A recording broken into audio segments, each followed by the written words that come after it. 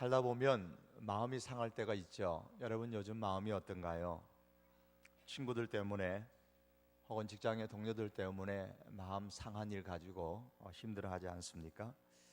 혹은 가족들 때문에 부모나 혹은 형제들 때문에 힘들어하지 않습니까? 그것으로 인해서 석 달 열흘 동안 끙끙 앓고 괴롭게 힘들게 지내는 경우가 종종 있습니다. 여러분들은 어떤가 모르겠습니다. 오늘 제목이 마음을 넓히라라는 겁니다. 마음이 넓어지면 되는데 이게 마음대로 참 되지가 않아요. 마음이 넓어지면 이 모든 관계가 회복될 수 있을 텐데 이게 쉽지가 않습니다. 고린도후서 6장 13절의 말씀에 보면 내가 자녀에게 말하듯 하노니 보답하는 것으로 너희도 마음을 넓히라 그랬습니다. 마음을 넓히라. 그리고 고린도후서 6장 13절에서 마음을 넓히라고 하고 여기서 너희라는 말은 고린도 교회 교인들을 말하죠. 7장 2절에 오시면은 마음으로 우리를 영접하라 그랬습니다. 여기서 우리라는 것은 바울을 비롯한 1장에 나오는 디모데를 말합니다. 좀 더 정확히 말하면 바울이라고 해도 괜찮습니다. 고린도 교회 교인들에게는 마음을 넓히라 그러고 또 그들에게 마음으로 바울 자신을 영접하라 그렇게 말씀합니다. 이로 볼 때에 고린도 교회 성도들과 바울 사이에 뭔가 문제가 있어서 마음이 불편한 관계 가운데 있다는 것을 느끼게 됩니다. 성도 여러분, 마음을 좀 넓게 가지십시오 이렇게 얘기합니다. 그리고 나를 좀 잘 영접해 주세요 이렇게 얘기를 합니다. 고린도 교회는 여러 가지 문제가 있었던 교회였습니다. 성도들 간에 다툼도 있었어요. 이파 저파 나뉘어져서 다투기도 했고 음행의 문제도 교회 안에 있었고 우상을 숭배하는 문제도 있었고 그 많은 문제들로 인해서 교인들 사이에도 내적으로 평안이 없고 서로 관계가 좋지를 못했습니다. 그런 중에 바울은 고린도 교회의 성도들 중에서 음행하는 사람이나 탐남하는 사람이나 우상 숭배하는 사람이나 술 취한 사람들 이렇게 남의 것을 빼앗는 사람들 이런 사람들에 대해서 아주 강력하게 이야기를 했습니다. 오늘 고린도전서 5장에 보면 어느 정도로 강력하게 말하냐면 그런 교인들하고는 사귀지도 말아라. 상종하지 말라는 거죠. 그런 사람 교인들하고는 함께 밥도 먹지 마라. 그리고 아예 너희들 가운데서 너희 회중에서 교회에서 쫓아버려라. 아주 과격하게 바울이 이야기를 했습니다. 바울의 이런 강한 언어적 표현으로 말미암아서 이 고린도 교회 성도들과 바울 사이의 관계도 좋지 않게 되어졌습니다. 긴장감이 생겼어요. 그런데 거기다가 불 가운데 기름 붓는 격으로 거짓된 사람들이 거짓된 교리들을 가지고 들어온 사람들이 바울을 중상, 비방, 모함하는 일을 일삼게 됩니다. 과연 바울이라는 게 참된 지도자냐? 지도권을 가지고 문제를 제기하면서 고린도 교인들을 마음을 파고 들어갑니다. 그걸과 이 바울과 고린도 교회 성도들 사이가 아주 불편하게 됩니다. 안 그래도 바울이 전하는 그 복음이 너무 강력해서 좀 마음이 언짢았는데 그 바울 자체에 대해서 좋지 않게 평가하는 그런 운동이 일어나니까 옳지 잘 됐다 싶어가지고 그 차에 이제 바울과 관계가 더욱더 멀어지게 되었던 겁니다. 이 바울과 고린도 교회 성도들 간에 이런 불편한 관계로 인해서 고린도 교회가 상당히 영적인 위기를 당하게 되었습니다. 그래서 바울이 급히 이 고린도 교회를 방문을 했는데 그 방문한 게 오히려 역효과가 납니다. 그래서 바울은 에베소로 다시 돌아와 가지고 2장에 보시면은 근심을 하면서 눈물로 다시 편지를 고린도 교회에 썼어요. 그런데 이 편지는 아직까지 전해지지는 않습니다. 그런데도 문제가 해결이 안 됩니다. 그래서 이번에는 바울이 인정하는 아주 신실한 사람, 신실한 동역자인 디도라는 사람을 고린도 교회에 보냈습니다. 디도가 고린도 교회의 많은 문제들이 해결되는 대로 다시 드로아에 돌아와서 바울과 이렇게 만나기로 약속을 했습니다. 그런데 이 바울이 예정보다 빨리 에베소를 떠나서 드로아에 갔어요. 약속된 시간이 됐음에도 불구하고 이 디도가 드로아에 오지를 않는 겁니다. 그래서 바울의 마음이 굉장히 초조했습니다. 그래서 이 디도를 이 드로아에서 기다릴 수가 없었어요. 가만히 기다릴 수가 없어서 다시 어디로 가냐면 그보다 좀 더 빨리 만날 수 있는 장소로 갔는데 이게 마게도냐로 가게 됐습니다. 마게도냐에 도착했을 때에 바울의 마음이 굉장히 찹찹하고 근심이 많았습니다. 오늘 본문 5절의 말씀을 한번 보십시오. 5절에 보시면 우리가 마게도냐에 이르렀을 때에도 우리 육체가 편하지 못하였고 사방으로 환난을 당하여 밖으로는 다툼이요 안으로는 두려움이었노라 그랬습니다. 이 바울이 편하지를 못했어요. 육체가 안 편했습니다. 몸도 불편하죠. 또 밖으로는 계속 고린도 교회와의 관계도 안 좋죠. 또 안으로는 또 그러다 보니까 이 바울의 마음속에 두려움과 근심이 가득하게 되졌습니다. 그런 근심 가운데서 바울이 그곳에서 고린도 교회에서 돌아왔던 디도를 드디어 만나게 됐습니다. 이 디도를 만났을 때에 바울이 큰 위로를 받습니다.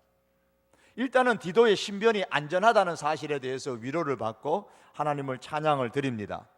6절의 말씀 보면 낙심한 자들을 위로하시는 하나님이 디도가 오므로 우리를 위로하셨으니, 낙심한 자들을 위로하시는 하나님이다. 누가 낙심했냐면 바울이 지금 자기를 두고 하는 말이에요.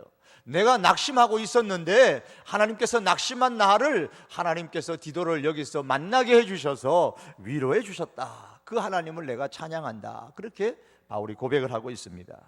그런데 이 디도가 바울에게 아주 큰 기쁜 소식을 가지고 왔습니다. 지금 고린도 교인들과의 관계와 바울의 관계가 긴장감 속에 별로 불편했다 그랬잖아요. 그런데 7절의 말씀에 보니까 디도가 와가지고 고린도 교회 성도들이 굉장히 바울을 사모한다는 겁니다. 굉장히 이 바울을 그리워하고 바울이 전했던 그 복음으로 다시 돌아갔다는 겁니다. 제대로 정상적으로 돌아갔다는 겁니다. 그 소식을 듣고 바울이 얼마나 기뻤는지 모릅니다. 자기가 그렇게 근심했던 이유가 고린도 교회 성도들 때문이었는데 그 교인들이 복음으로 바로 돌아가고 거기다가 자기와의 관계가 회복되어지고 그 소식을 듣게 되니까 너무 기뻤어요. 그래서 4절의 말씀 보면 기쁨이 넘치도다. 7절에는 나로 더욱 기쁘게 하였노라. 13절에 보시면 우리가 더욱 많이 기뻐함은, 16절에는 기뻐하노라. 그러면서 이 7장에서 기쁨에 대하여서 바울이 기록을 하고 있습니다. 바울의 근심이 사라지고 두려움이 다 사라지고 근심과 두려움이 기쁨으로 변했습니다. 여기서 바울이 하나 깨달은 것이 있습니다. 어떻게 고린도 교회의 성도들의 마음이 저렇게 넓어져서 마음으로 나를 영접할 수 있었을까? 그 비결을 깨닫게 된 겁니다. 바울이 깨달은 비결은 바로 근심이었습니다. 근심. 무엇에 대해서 근심을 하느냐에 따라서 사람의 마음이 달라진다는 사실을 알았습니다. 사람의 마음이 뭘 근심하느냐에 따라서 달라진다는 겁니다.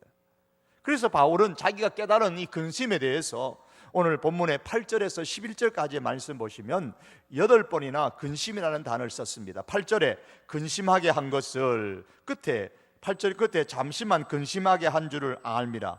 9절에 보시면 근심하게 한 까닭이 아니요 중간에 너희가 근심함으로 끝에 부분에 근심하게 된 것은, 10절에 근심은, 또 10절 끝부분에 세상 근심은, 11절에 첫 부분 조금 내려가시면 이 근심이, 근심, 이 근심이란 주제를 가지고 지금 계속해서 바울이 이야기를 하고 있습니다. 그래서 오늘 제가 근심이라는 주제를 가지고 지금 연결을 해서 말씀을 드리려고 합니다. 근심이라는 것은 사실은 자연스러운 현상입니다. 사람은 누구나 근심합니다. 저도 그렇고요, 여러분도 그럴 것입니다. 사람이기 때문에 근심하는 겁니다. 꽃은 근심하지 않습니다. 여기 꽃꽂이가 있는데 이 꽃이 근심을 안 해요. 어떻게 살아야 할지, 언제 피어야 될지, 언제 져야 할지, 어떤 색깔의 꽃을 피워야 할지 근심하지 않습니다. 전혀 걱정이 없어요. 우리로 표현하면 뭘 먹고 살아야 될지, 무슨 일을 해야 먹고 살지, 누구하고 결혼해야 될지, 이런 문제, 이런 근심 하나도 없는 거예요.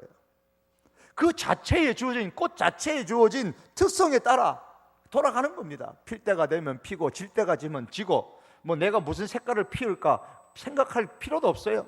알아서 그 자체의 특성에 따라서 꽃 색깔이 이렇게 피어나는 겁니다. 그러나 사람은 다릅니다. 내일을 위하여 오늘 내가 뭘 어떻게 해야 할지, 진정 내가 무엇이 되고 싶은지 고민을 거듭합니다.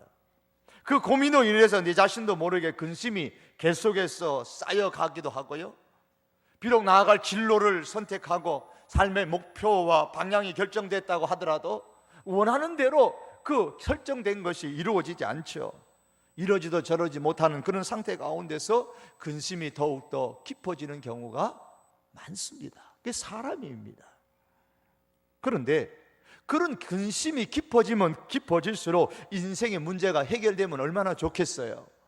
근심이 깊어진다고, 근심이 많아진다고 해서 이 근심의 문제가 해결되는 것도 사실 아닙니다.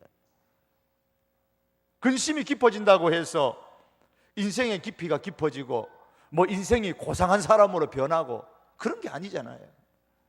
잠언서 12장 25절의 말씀에 보시면 근심이 오히려 사람의 마음에 있으면 그것이 번뇌하게 만든다 그랬습니다. 잠언서 17장에 보면 이 마음의 심령의 근심이 뼈를 마르게 한다 그랬어요. 입술을 바짝바짝 타게 만들고 뼈를 마르게 합니다. 매우 고통스럽다는 거예요. 근심이 번뇌와 뼈를 마르게 하는 고통을 더해줄 뿐이지 인생을 고상하게 만들어주지를 않습니다. 그런데 문제는 이 근심이라는 걸 안 해야 되겠는데 안 할 수가 없는 거죠. 근심이 떠나지 않습니다. 여러분, 지난 한 주간 어떤 근심하셨습니까? 근심하지 않으려고 해도 근심이 되잖아요. 근심하지 않으려고 그렇게 하지 마세요. 이제 근심의 내용을 바꿔야 됩니다. 지금 친구와의 갈등 관계나 부모와의 혹은 갈등 관계가 있다면, 혹은 사랑하는 애인과의 어떤 갈등 관계가 있고 남편이나 아내와의 갈등 관계가 마음에 있다면 말입니다. 근심하지 말아야지, 잘 될 거야, 그런다고 해서 그 갈등 관계가 해결되는 게 아니죠. 갈등 관계를 해결하고 근심을 없애려면 일단 근심의 내용부터 바꿔야 됩니다. 그리고 근심의 내용을 바꾸려면 근심의 대상이 달라져야 되는 거예요. 관심의 대상을 여러분 바꿔보십시오. 그러면 근심의 대상이 바뀝니다. 그리고 이 관심의 대상이 바뀌려면 믿음이 생겨야 됩니다. 예수님께서 근심하는 제자들에게 이렇게 말씀하셨습니다. 마음에 근심하지 말라. 예수님이 이제 십자가에 죽으면 우리는 어떻게 해요? 우리는 앞으로 뭘 먹고 살아요? 내 미래는 어떻게 되는 거예요? 예수님께서 십자가를 지시고 돌아가신다는 말에 제자들이 굉장히 근심을 합니다. 다른 근심이 아니에요. 자기 자신에 대한 근심입니다. 자신의 미래에 대한 근심이에요. 자기의 진로에 대한 근심입니다. 그래 예수님께서 그들의 마음을 아시고 제자들에게 하신 말씀이 그겁니다. 마음에 근심하지 말라. 하나님을 믿으니 또 나를 믿으라. 근심의 해결책을 예수님께서 제시를 하시는데 관심의 대상을 바꾸라고 말씀합니다. 관심의 대상. 너희가 지금 근심하는 게 다 그 관심이 너희 자신들이 아니냐는 거죠. 너 자신의 미래, 너 자신의 어떤 성공, 너 자신의 어떤 남보다 나음, 다 내 자신 문제인데 이제 관심의 대상을 예수님께로, 내게로 돌려라. 예수님을 믿는 믿음을 가지라고 말씀합니다. 마음에 근심하지 말라. 하나님을 믿으니 또 나를 믿어라. 그렇게 말씀하십니다. 믿음이 왜 근심의 해결책인지 아십니까? 믿음이 생기면은 자연스럽게 나타나는 현상이 뭐냐면 관심의 대상이 바뀌기 때문입니다. 믿음이 생기면 관심의 대상이 바뀌어요.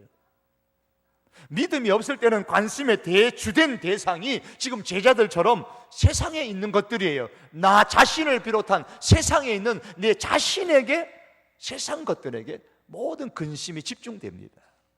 그러나 믿음이 생기면은 정말 믿음이 생기면 관심의 대상이 예수님이 됩니다.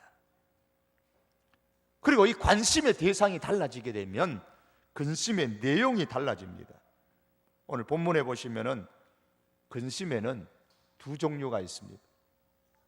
10절의 말씀에 함께 보시겠습니다. 다 같이 한번 10절을 읽으시겠습니다. 시작. 하나님의 뜻대로 하는 근심은 후회할 것이 없는 구원에 이르게 하는 회개를 이루는 것이요 세상 근심은 사망을 이루는 것이니라.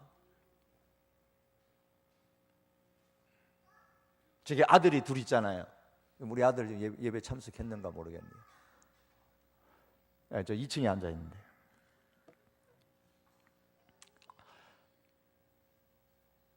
아버지로서 아들에 대한 근심이 있잖아요. 자식에 대한 근심이 있어요.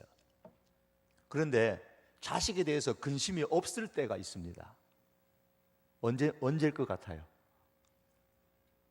아마 아들은 모를 겁니다. 아버지로서 아들한테 언제 근심이 없을 것 같아요? 어디다 내놔도 근심하지 않을 때가 있습니다. 제 경험에 의하면. 그건 언제냐면 아들이 믿음 안에 서 있을 때입니다. 그러면 어디다 내놔도 걱정 안 합니다. 집에 안 들어와도 걱정 안 하고 들어와도 걱정 안 하고. 그런데 아버지 눈에 딱 볼 때 믿음이 없네 그 생각이 들면, 그렇게 딱 보이면 옆에 있어도 걱정입니다.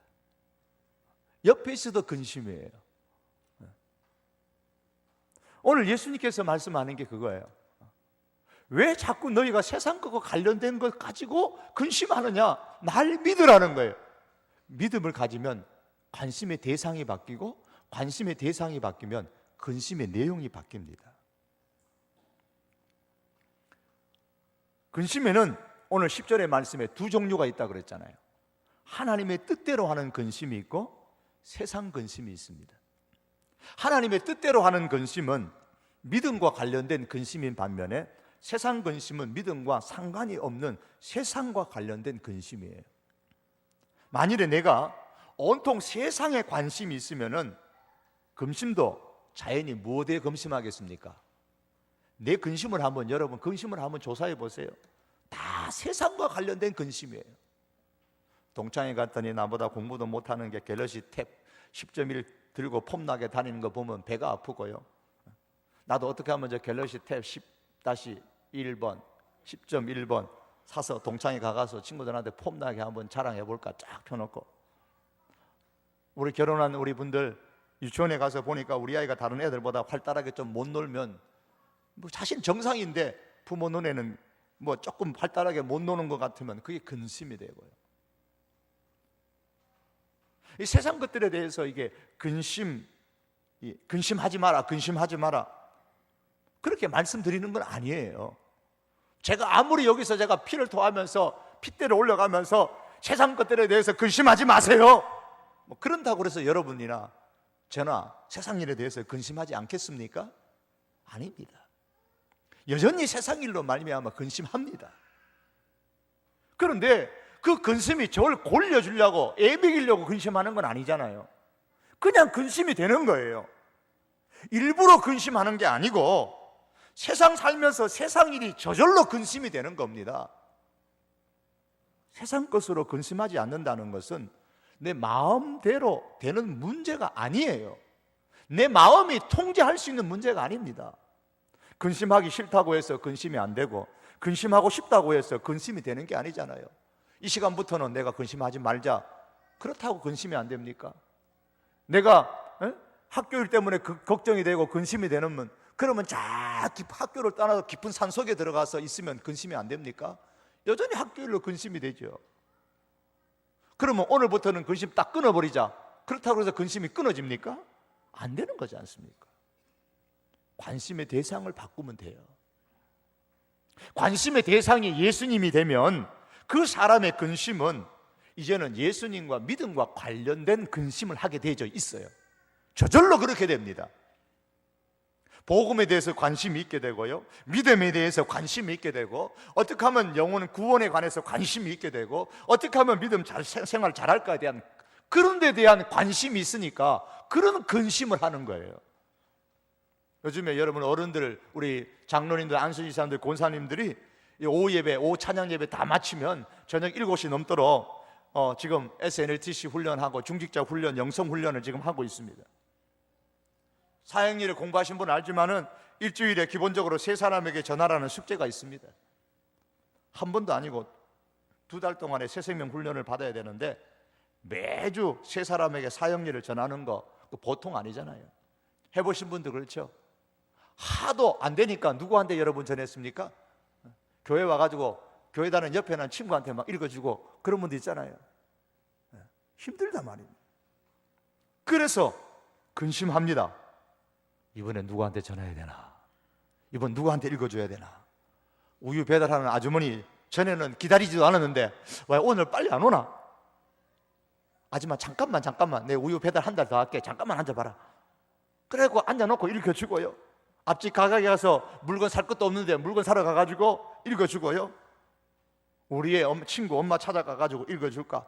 아파트 경비원 아저씨한테 별로 관심을 안 가졌는데 관심이 가요.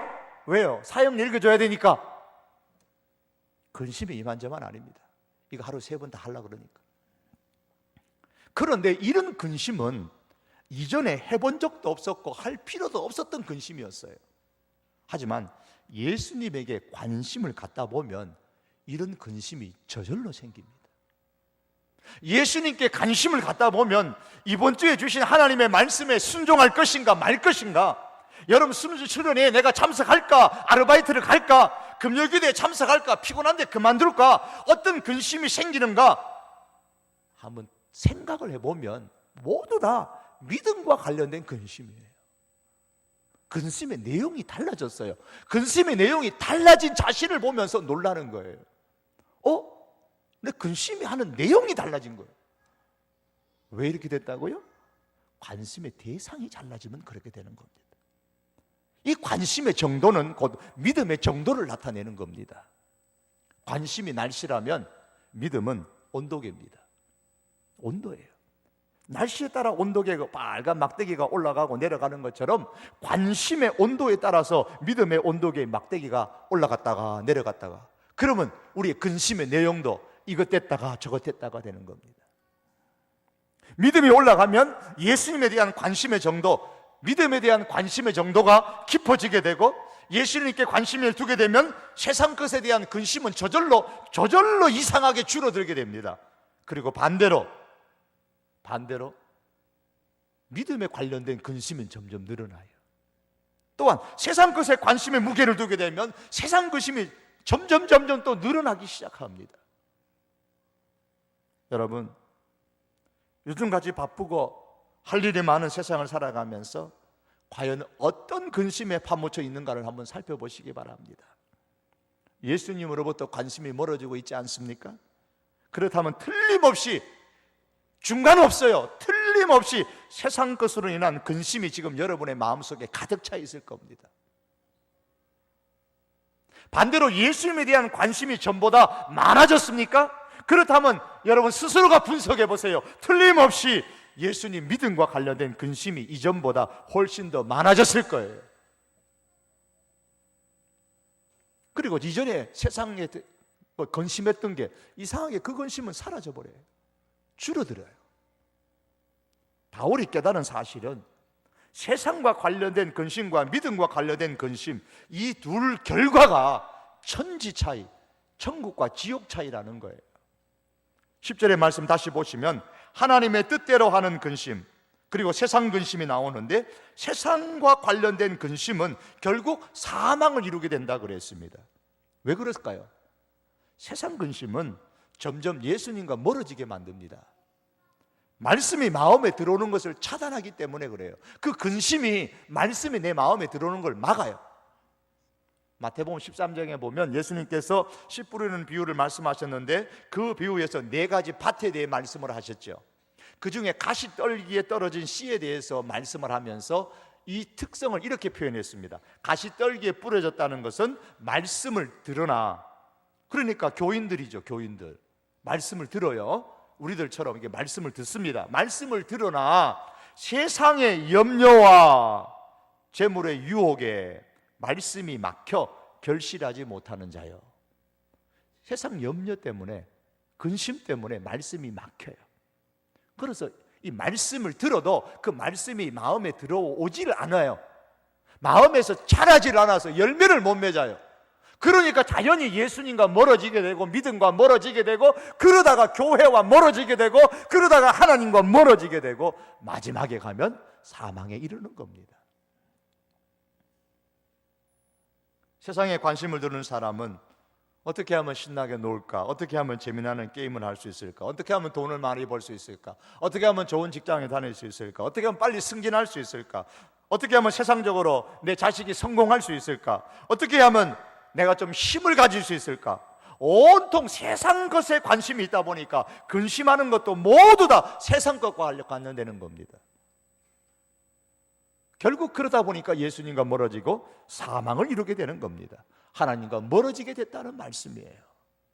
하나님과 멀어지게 된 모든 결과는 비록 그것이 세상적으로 돈을 벌고 권력을 갖고 남다른 것을 소유할 수 있다고 할지라도 결국은 멀리 보면 그 사람에게 무익한 겁니다. 세상 것 가지고 많이 근심을 해가지고, 돈에 근심 많이 해서 돈을 많이 벌고, 직장에 근심을 많이 해서 직장을 다니고, 그렇지 않다는 게 아닙니다. 그렇게 될 수 있어요. 하지만 그렇게 세상 근심을 가지고 그렇게 되었다고 할지라도, 근심한 만큼 돈을 벌고 근심한 만큼 직장을 좋은 것을 택해서 다닌다고 할지라도, 그런 세상 근심으로 계속 가다 보면 결국에는 하나님과 멀어지고 예수님과 멀어지게 되고 사망에 이르게 된다는 말씀입니다. 결국 그런 근심이 자신에게는 멀리 내다보면 유익이 안 된다는 겁니다. 반면에 믿음과 관련된 근심이 있습니다. 이것을 10절은 하나님의 뜻대로 하는 근심이라 그랬습니다. 이 믿음과 관련된 근심은 그 관심이 하나님 말씀, 예수님, 믿음에 있습니다. 그렇기 때문에 이런 근심은 어떻게 하면 좀 더 믿음이 성장할 수 있을까? 어떻게 하면 내 직장에서 내가 복음을 전할 수 있을까? 어떻게 하면 내가 믿음 생활 잘 하면서도 직장 생활을 할 수 있을까? 어떻게 하면 내 친구들을 교회로 인도할 수 있을까? 내가 공부를 열심히 해도, 내가 어떻게 하면 내가 공부를 열심히 해서 정말 믿는 사람으로서 다른 사람에게 내가 좀 떳떳할 수 있을까? 똑같은 걸 하더라도 다 믿음과 연관되어져서 근심을 합니다. 그러니까 믿음과 연관되어져 근심을 하다 보면 자신의 부족한 것을 깨달아요. 영적인 부족을 깨닫고 자신의 죄를 깨닫고, 그래서 회개하게 되고, 그래서 주님과 더 가까워지게 되고 교회와 가까워지게 되고, 결국에는 그래서 구원에 이르게 되는 겁니다. 10절의 말씀이 그 내용입니다. 믿음과 관련된 걱정을 하다 보니까 친구와 관계가 깨어진 것, 갈등 관계에 있는 것, 어떻게 하면 저 친구와 화해할 수 있을까? 어떻게 하면 내가 저 친구에게 좀 화해할 수 있는 어떤 좋은 제스처를, 행동을 보여줄 수 있을까? 그런 쪽으로 생각을 하게 되는 겁니다. 그래서 마음이 넓어지게 되고 그 친구를 먼저 마음에 받아주는 겁니다. 그래서 관계가 회복되는 겁니다. 그러므로 하나님의 뜻대로 하는 근심은 결국에는 하나님께 가까이 해주기 때문에 인생의 성공자가 되게 해줍니다. 9절 하반절의 말씀에 너희가 하나님의 뜻대로 근심하게 된 것은 우리에게서 아무 해도 받지 않게 하려 함이라. 하나님의 뜻대로 하는 근심은 해를 받지 않게 한다, 유익하다, 그 말씀입니다. 그것이 손해되는 것 같으나 손해가 아닙니다. 결국에 멀리 보면 그것이 유익입니다. 그럼 믿음과 관련된 근심, 다시 말해서 하나님의 뜻대로 하는 근심이 어떤 유익이 있을까요? 11절의 말씀에 보시면 7가지의 유익이 있습니다. 고린도 교회 성도들의 경험을 토대로 보면 7가지의 유익이 있어요. 7가지. 간절, 변증, 분하게 하며, 두렵게 하며, 사모하게 하며, 열심히 있게 하며, 벌하게 하였는가 그랬죠. 이 내용 하나하나 다 설명할 수는 없습니다. 그러나 이 말씀을 보면 이렇습니다. 고린도 교인들이 하나님의 뜻대로 하는 근심을 하기 시작한 겁니다.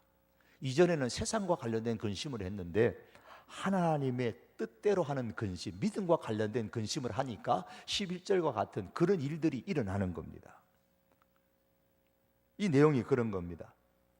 간절한 마음, 간절하게 하며 마음에 찔림을 받아갖고 어떻게 하면 내가 좀 더 신앙적으로 좀 잘 살 수 있을까? 거기에 대한 사모하는 마음이 생겨요. 간절한 마음이 생깁니다. 또 내 자신의 잘못한 것을 인정하고 회개하게 됩니다. 그 변증했다는 말입니다. 노를 일으키게 하고 잘못된 진리를 전하고 죄를 조장하는 사람들에게 대해서 전에는 그대로 받아들였는데 그런 사람에 대해서 막 분노가 일어나는 겁니다. 잘못된 복음을 전하니까, 이단의 복음을 전하니까 그런 사람에 대해서 분노가 일어나는 거예요.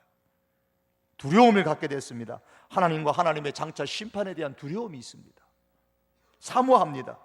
어떻게 하면 진실한 신앙의 사랑과 사랑의 신뢰의 관계를 맺을 수 있을까? 사모하게 됩니다. 그러니까 바울과의 관계가 멀어졌어요. 이 바울과의 관계가 불편해요. 어떻게 하면 바울과의 관계를 회복할 수 있을까? 바울 지도자와의 관계를 회복할 수 있을까? 거기에 대해서 사모하게 되는 겁니다. 관계의 회복을 사모하는 겁니다.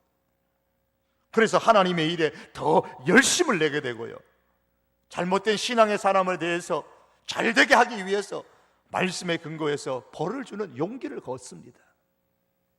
이게 11절의 내용입니다.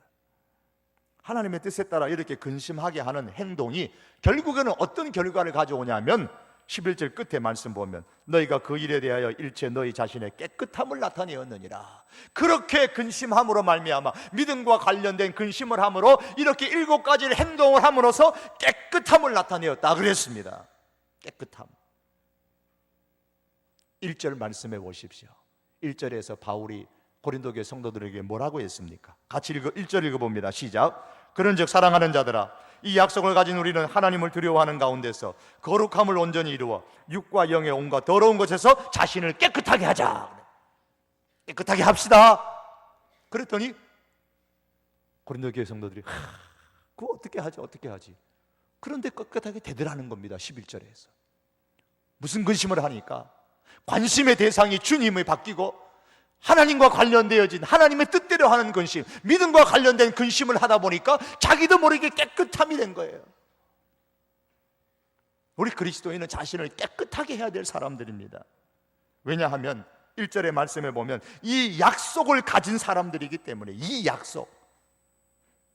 약속을 가진 우리는 이 약속을 가졌기 때문에 영과 육의 온갖 더러운 것에서 깨끗하게 하자 그런 겁니다. 이 약속이 무슨 약속이냐면 그런즉이라는 단어로 연결되어졌잖아요. 접속사로 1절에. 그럼 그런즉 앞에 어디로 연결되냐면 6장 16절과 연결되는 겁니다. 하나님의 성전과 우상이 어찌 일치가 되리요? 우리는 살아계신 하나님의 성전이라, 이렇게 나오는 말씀과 연결되는 겁니다.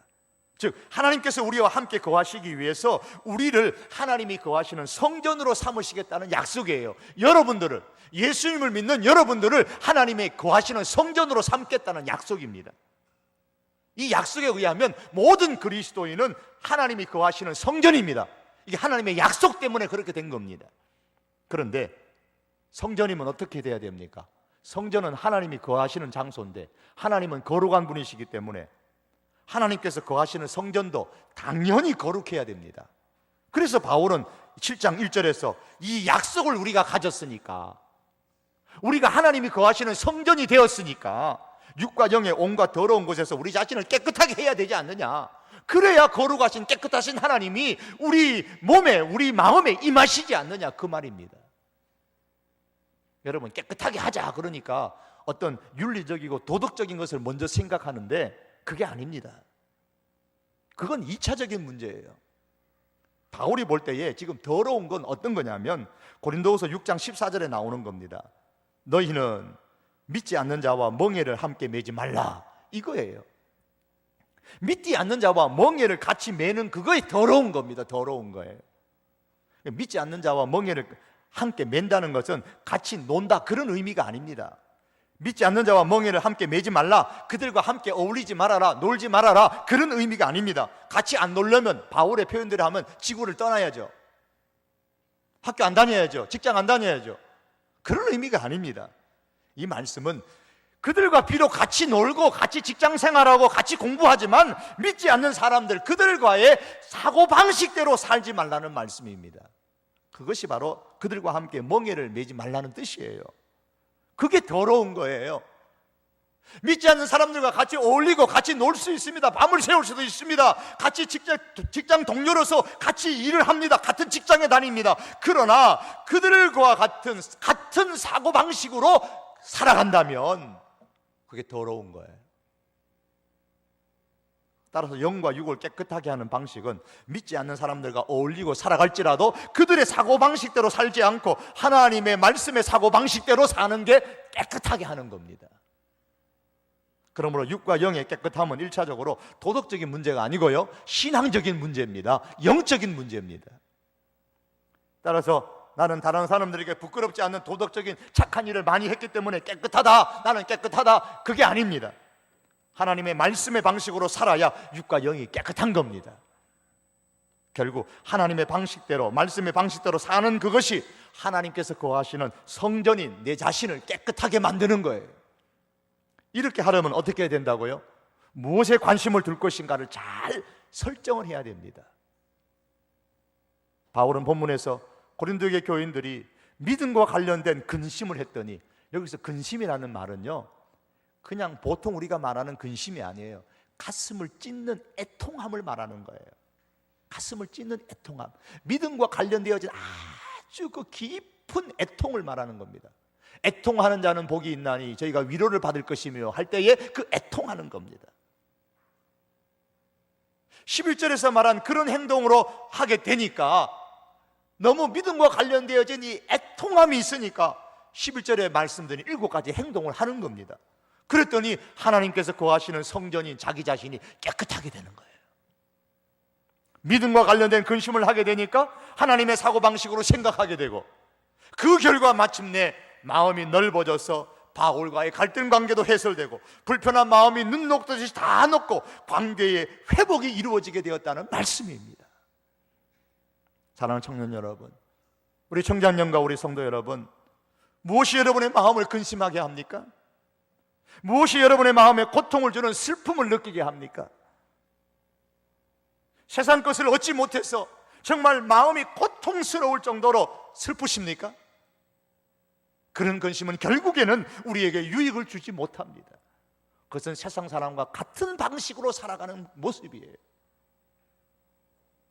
그런 근심은 세상의 방식으로 살도록 우리를 이끌어가서 마침내 교회를 멀리하게 되고 우리의 마음을 좁게 만들어서 사람들과의 관계를 불편하게 만들고 갈등 관계로 몰아가게 만들고 마침내 하나님과의 관계마저 멀어지게 되어져서 그 영혼이 사망에 이르게 되는 겁니다. 그러므로 믿음과 관련된 근심을 할 수 있기를 바랍니다. 어떻게 하면 좀 더 예수님을 잘 믿을 수 있을까? 어떻게 하면 내 공부를 통해서 하나님을 나타낼 수 있을까? 어떻게 하면 직장에서 예수님의 방식으로 내가 생활할 수 있을까? 힘들지만 말이에요, 내가 어떻게 하면 그렇게 좀 할 수 있을까? 어떻게 하면 친구와 동료와 선배와 후배와 이 수원들을 좀 더 내가 좀 사랑을 표현할 수 있을까? 이런 일들로 인해서 마음이 고통스러울 정도로 슬퍼한다면, 근심한다면 그것은 모두가 하나님의 뜻에 따르는 근심이고 믿음과 관련된 근심이고, 이런 근심이 많을수록 우리의 행동은 점점 세상의 방식이 아니라 하나님의 방식으로 우리의 행동이 움직여지게 되고, 그로 통해서 우리의 마음은 넓어지게 되고 사람들을 받아주게 되고, 그로 통해서 관계가 회복되는 것입니다. 말씀을 맺으면서 여러분, 어떤 근심이 많으십니까? 무엇으로 말미암아 애통하는 슬픔의 근심을 하십니까? 세상과 관련된 근심이 많으십니까? 이제 거기서 탈출해서 믿음과 관련된 근심으로 마음이 넓어지는 우리들이 될 수 있기를 바랍니다. 참으로 이렇게 되기를 원한다면 여러분, 믿음을 가져야 되고 믿음의 대상이 바뀌어져야 됩니다. 그로 통해서 정말 믿음과 관련된 그런 근심으로 마음이 넓어져서 정말 많은 사람들과의 관계 속에서 주님이 기뻐하시는 그런 관계들을 만들어가고, 여러분이 지금 맺혀있는, 묶여있는 그런 관계들이 잘 풀려지는 은혜가 있기를 주님의 이름으로 축복합니다. 기도하시겠습니다. 우리 시간은 같이 한번 기도하십시다. 여러분, 혹시 여러분의 동료나 여러분의 친구 혹은 여러분의 선후배나 부모님이나 형제들 간의 관계 속에서 관계가 불편하지 않습니까? 하나님, 마음이 넓어져서 저들을 받을 수 있어야 되는데 내 생각하는 것들이 다 세상의 방식입니다. 하나님, 나에게 믿음을 주시고 관심의 대상이 세상 것이 아니라 이제 믿음과 관련된 그러한 근심을 할 수 있게 해주십시오. 그래서 하나님의 방식대로 행동할 수 있게 하시고 마음이 넓어지고 묶였던 관계들, 복잡한 관계들 하나님 다 해결할 수 있는 그런 넓은 마음을 갖게 해 주십시오. 우리 이 시간에 다시 한번 우리 다 같이 한번 우리 자신을 두고서 하나님 앞에 한번 기도하십시다. 하나님의 뜻대로 하는 근심으로 내 마음이 가득하게 하옵소서. 함께 기도하시겠습니다. 사랑하는 우리 하나님 아버지, 저희들 오늘 고린도 후서의 이 말씀을 통하여서 고린도 교회와 바울과의 관계가 어떻게 하나님 아버지 풀어졌는가를 말씀을 통해서 우리가 한번 생각했습니다. 사랑하는 여호와 하나님 아버지, 우리가 세상을 살아가면서 많은 관계를 맺고 가는데 아버지 하나님이여, 불편한 관계, 긴장된 관계 하나님 아버지 풀어지기를 원합니다. 하나님 좋은 관계로 회복되어지기를 원합니다. 먼저 우리들의 마음이 넓어지기를 원합니다. 그들을 우리의 마음속에 영접하고 품을 수 있기를 주여 간절히 원합니다. 이를 위하여 하나님 아버지, 우리가 정말 우리의 믿음으로 관심의 대상이 주님이 되게 하시고 우리의 관심의 대상이 믿음이 될 수 있게 하여 주시옵소서. 그리하여 하나님 아버지, 세상 것들에 대한 근심이 줄어들고 믿음과 관련된 근심이 주여 점점점 우리의 마음에 많아지게 하여 주시기를 주여 간절히 원하옵고 아버지 앞에 기도합니다. 믿음과 관련된 근심으로 인하여서 하나님 아버지, 우리의 믿음이 점점 자라나고 우리의 마음이 점점 넓어지고 아버지 하나님이여, 주변의 사람들 가운데서 진정으로 아버지 좋은 관계를 통하여 인정받으며 하나님 앞에 영광을 올릴 수 있는 그런 삶을 살아가는 하나님의 사람들 되게 하여 주시옵소서. 우리 주님께 간절히 원하오며 예수님의 이름으로 기도합니다. 아멘.